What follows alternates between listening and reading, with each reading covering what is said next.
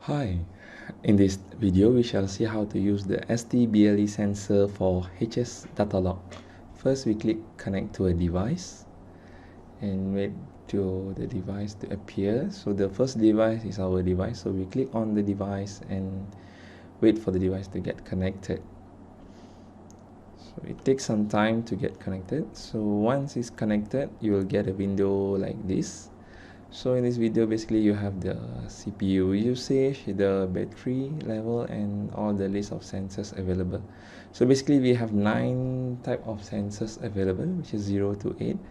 And here we can choose what type of available sensors we want to make it active.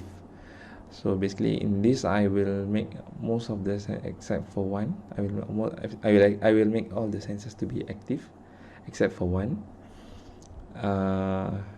So basically the temperature sensor, the temperature, the microphone, and the temperature sensor alone, we will make it available.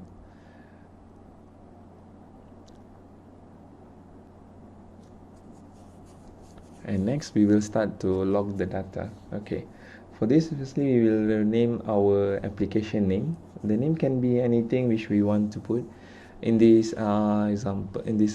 project, I will just using as like sample Datalog to log all the necessary data for us to analyze later.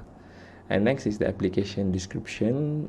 Any description we do, as long as we can understand what we are putting it. So in this I just renaming it as Datalog, the environment. So and to enable to data, we give a software tag 0 and hardware tag 1. So once we have enabled this, we click the start button.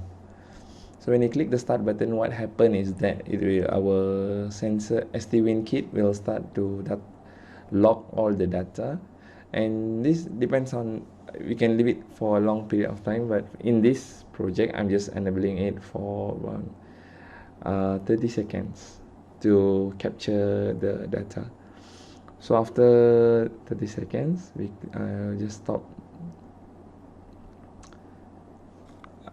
the application. Then we can